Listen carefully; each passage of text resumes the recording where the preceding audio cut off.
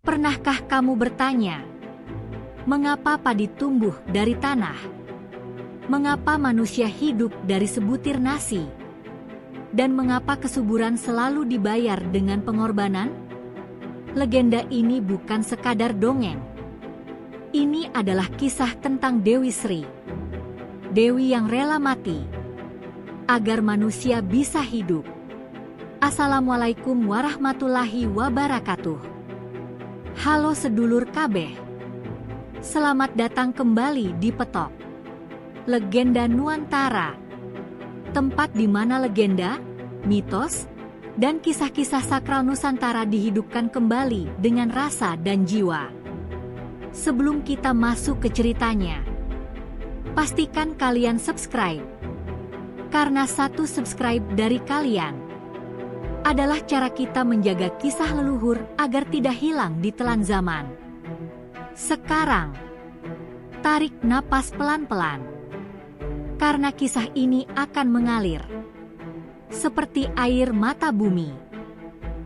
Pada zaman ketika langit dan bumi masih berbicara satu sama lain, ketika angin membawa pesan para dewa dan tanah masih mendengar doa manusia, hiduplah seorang dewi yang kecantikannya tidak hanya terletak pada wajah, tetapi pada hatinya. Dialah Dewi Sri, putri kahyangan yang lahir dari cahaya dan doa. Setiap langkahnya membuat bunga bermekaran, setiap hembusan napasnya menghidupkan alam. Namun di balik senyumnya yang lembut, Dewi Sri menyimpan kegelisahan yang tidak pernah diketahui siapapun. Ia sering berdiri di tepi awan, memandang ke bawah, menyaksikan manusia yang bertani dengan tangan luka dan perut kosong. Mengapa mereka harus menderita seperti itu? Bisiknya lirih, seolah takut langit sendiri mendengarnya. Para dewa kahyangan hidup dalam kemakmuran tanpa batas, tetapi Dewi Sri justru merasa hatinya berat setiap kali melihat bumi. Suatu malam, ia mendatangi ayah angkatnya, Batara Guru, dengan mata berkaca-kaca. "Ayah," ucapnya pelan, "izinkan aku turun ke bumi."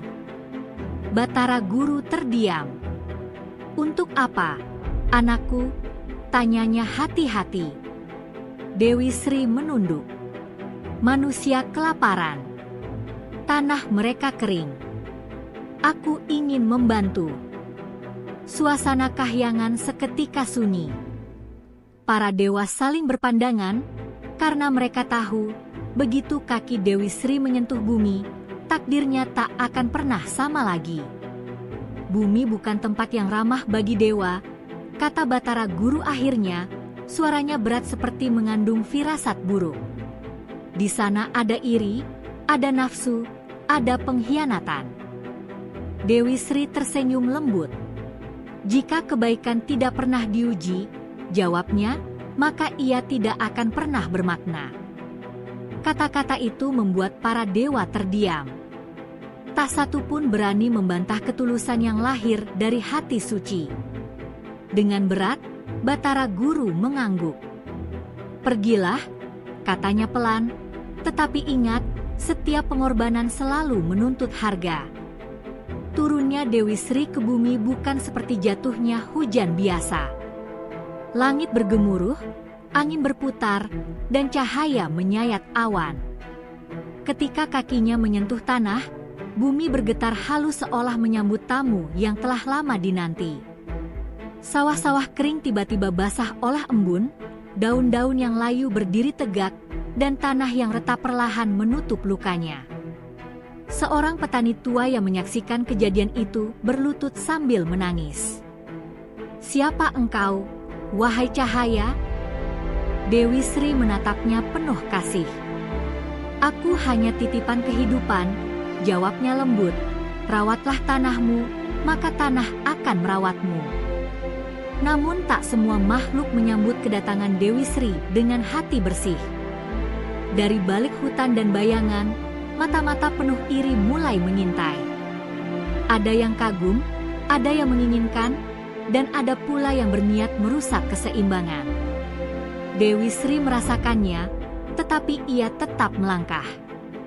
"Jika aku harus terluka demi kehidupan," bisiknya pada bumi, maka aku ikhlas." Tanah seakan menjawab dengan getaran halus, seolah tahu, suatu hari nanti, pengorbanan Dewi Sri akan menjadi benih bagi segalanya. Sejak Dewi Sri menetap di bumi, perubahan terjadi perlahan namun pasti. Sawah-sawah yang dulu kering kini hijau membentang sejauh mata memandang. Benih yang ditanam dengan doa tumbuh subur seolah mengerti harapan manusia. Dewi Sri berjalan dari desa ke desa, mengajarkan manusia membaca tanda alam, kapan hujan akan turun, kapan tanah harus diistirahatkan. Dengarkan tanah, ucapnya lembut kepada para petani, ia tidak pernah berbohong. Setiap kata yang keluar dari bibirnya terasa seperti mantra kehidupan. Anak-anak tertawa di pematang, para ibu menangis haru melihat lumbung mulai terisi. Untuk pertama kalinya, bumi bernapas lega. Namun kesejahteraan selalu datang beriringan dengan rasa iri. Di balik kemakmuran itu, tumbuh bisik-bisik gelap. Para makhluk kahyangan yang dulu menahan diri kini mulai gelisah. Mengapa manusia menerima anugerah sebesar itu? Bisik seorang dewa dengan nada sinis. Mengapa Dewi Sri lebih memilih tanah kotor daripada kahyangan? Api kecemburuan menyala pelan, tak terlihat, tetapi membakar. Dari balik bayang-bayang, Batara Kala, penguasa kegelapan dan nafsu, mulai mengamati Dewi Sri dengan tatapan tajam. Kecantikan dan kesuburan, gumamnya, adalah kekuatan yang harus dikuasai. Suatu sore, saat matahari merunduk malu di ufuk barat, Dewi Sri duduk di tepi sawah bersama seorang gadis kecil. "Dewi," tanya sang gadis polos, "apakah tanah ini akan selalu memberi kami makan?" Dewi Sri tersenyum, menyentuh rambutnya. "Selama manusia tidak serakah," jawabnya pelan, "tanah tidak akan pelit." Tapi di kejauhan, angin membawa aroma bahaya. Burung-burung terbang rendah, daun berdesir tanpa sebab. Hati Dewi Sri bergetar. Ia tahu, keseimbangan mulai terganggu. Malam itu, Dewi Sri bermimpi buruk. Ia melihat sawah terbakar, padi menghitam, dan manusia saling berebut sebutir nasi. Dari kegelapan, suara berat menggema. "Kau terlalu murah hati, Dewi." Dewi Sri terbangun dengan napas tersengal. "Siapa kau?" tanyanya pada malam. Angin tak menjawab, hanya menyisakan dingin yang menusuk. Ia berdiri, menatap langit. "Jika ini harga yang harus dibayar," bisiknya lirih, "aku siap." Tetapi bahkan Dewi sekuat dirinya tak tahu, penderitaan yang menunggu jauh lebih kejam dari mimpi manapun. Keesokan harinya, fitnah mulai beredar seperti racun. Ada yang berkata Dewi Sri membawa bencana, ada yang menuduhnya mengikat manusia dengan sihir. Beberapa pemimpin desa mulai ragu. "Benarkah semua ini berkah?" tanya seorang kepala suku dengan wajah resah. Dewi Sri mendengarnya, dan hatinya perih. Ia tidak membela diri. Ia hanya menunduk, menanam benih lebih banyak, berharap kebaikan bisa menutup kebencian. Tapi di balik senyumnya, air mata jatuh ke tanah, dan tanah itu menyimpannya, menunggu waktu untuk mengungkapkan kebenaran. Hari-hari yang dulu dipenuhi tawa kini berubah sunyi. Sawah masih hijau, tetapi hati manusia mulai mengering. Dewi Sri merasakannya setiap kali ia melangkah di pematang. Tatapan yang dulu penuh hormat kini menyimpan curiga. Beberapa orang berhenti menunduk saat ia lewat, seolah lupa siapa yang telah menghidupkan tanah mereka. Suatu malam, Dewi Sri duduk sendiri di gubuk bambu, memandangi padi yang bergoyang pelan diterpa angin. "Apakah kebaikan memang selalu berujung luka?" bisiknya lirih. Angin tidak menjawab, tetapi bumi bergetar halus, seolah ingin berkata bahwa kesabaran sedang diuji sampai batasnya. Di saat yang sama, Batara Kala mulai menenun rencananya. Ia menyamar, masuk ke dalam hati manusia lewat bisikan ketakutan. Jika Dewi Sri pergi, apakah kesuburan akan tetap ada? Tanyanya pada para pemimpin desa.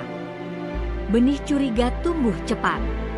Sebuah musyawarah rahasia digelar di bawah cahaya obor.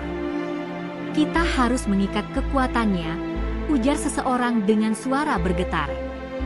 Agar kesuburan ini menjadi milik kita selamanya. Tak ada yang menyadari, saat niat buruk disepakati, langit di atas mereka menghitam, dan bumi menahan napasnya. Dewi Sri dipanggil dengan alasan menjaga keseimbangan. Ia datang tanpa prasangka, dengan hati yang tetap lembut. Namun ketika tali-tali dipasang dan doa-doa palsu dilantunkan, ia terdiam. Mengapa? Tanyanya pelan, matanya berkaca-kaca menatap manusia yang dulu ia lindungi. Tak ada yang berani menatap balik.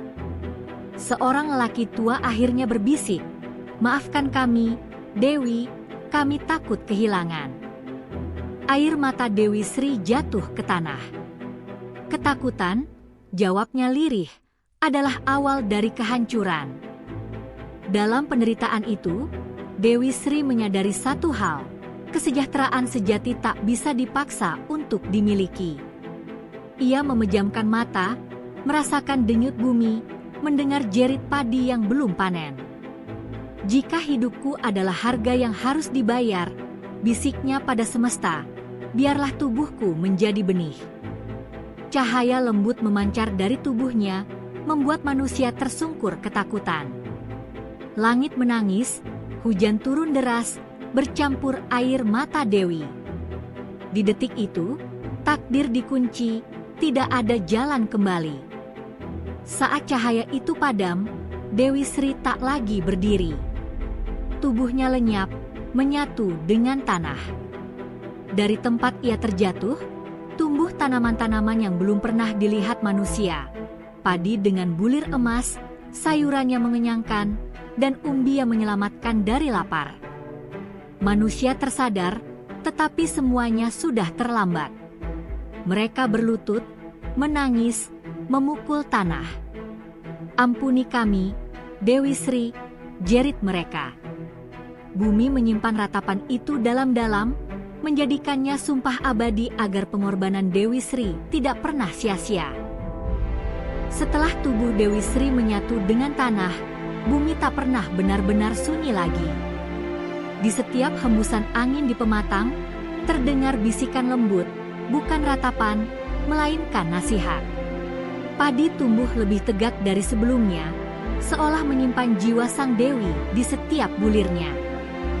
Para petani mulai merasakan kehadirannya, bukan sebagai wujud, tetapi sebagai rasa. Setiap kali benih ditanam dengan ikhlas, tanah terasa hangat. "Ia masih di sini," bisik seorang ibu sambil menabur benih, air matanya jatuh ke lumpur. Dewi Sri belum pergi. Manusia belajar dengan cara yang paling menyakitkan. Mereka membangun sesaji bukan sebagai permintaan, tetapi sebagai ungkapan terima kasih. Setiap musim tanam, doa-doa dipanjatkan dengan kepala tertunduk. "Ibu bumi, ibu padi," ucap mereka lirih, "kami berjanji tidak serakah." Dalam keheningan itu, keseimbangan perlahan kembali. Hama berkurang, hujan turun pada waktunya. Bukan karena takut pada Dewi, tetapi karena manusia akhirnya mengerti, tanah bukan milik mereka, merekalah yang dititipi. Legenda Dewi Sri pun menyebar dari mulut ke mulut, dari desa ke desa, dari generasi ke generasi. Ia dikenang sebagai ibu kehidupan, pelindung sawah, dan penjaga lumbung. Anak-anak diajari untuk tidak membuang nasi, karena setiap butirnya adalah pengorbanan. "Jika kau menyia-nyiakan makanan," kata para orang tua, "kau sedang melukai Dewi Sri." Kalimat itu bukan ancaman, melainkan pengingat bahwa hidup selalu lahir dari pengorbanan yang tak terlihat.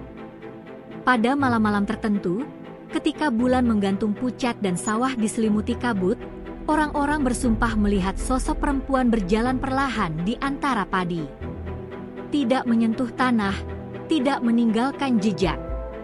"Rawatlah aku," ucap suara itu lembut, "maka aku akan menghidupimu." Mereka yang melihatnya tidak merasa takut, justru merasa damai. Karena Dewi Sri tidak datang untuk menuntut, tetapi untuk mengingatkan bahwa keserakahan akan selalu mengundang bencana dan keikhlasan akan selalu berbuah kehidupan. Dan sampai hari ini, selama manusia masih menanam dengan doa, selama nasi masih dihormati di meja makan, nama Dewi Sri tidak pernah benar-benar hilang. Ia hidup di setiap bulir padi, di setiap tetes keringat petani, dan di setiap suap yang mengenyangkan. Legenda ini bukan sekadar cerita lama, melainkan perjanjian sunyi antara manusia dan bumi. Bahwa hidup bukan tentang mengambil sebanyak-banyaknya, tetapi tentang menjaga, merawat, dan berterima kasih. Itulah warisan Dewi Sri, janji abadi yang terus berdenyut di tanah Nusantara. Sedulur, kisah Dewi Sri bukan tentang dewi yang mati, tetapi tentang kehidupan yang lahir dari pengorbanan. Setiap kali kita menyentuh nasi di piring, ingatlah, ada doa, ada keringat, dan ada cinta yang menyatu dengan tanah. Dewi Sri tidak meminta disembah. Ia hanya ingin dihormati. Jika hari ini kita masih bisa makan, jika bumi masih mau memberi, itu bukan karena kita berkuasa, melainkan karena bumi masih berbelas kasih. Maka jangan sombong pada tanah, jangan serakah pada alam, dan jangan pernah meremehkan sebutir nasi. Karena bagi leluhur kita, di sanalah jiwa Dewi Sri bersemayam. Terima kasih sudah mendengarkan kisah ini sampai akhir. Jika legenda ini menyentuh hati kalian, jangan lupa subscribe channel ini, agar kisah-kisah sakral Nusantara tidak hilang di telan zaman. Sampai jumpa di legenda berikutnya. Karena selama bumi masih bernapas, cerita-cerita leluhur akan selalu hidup.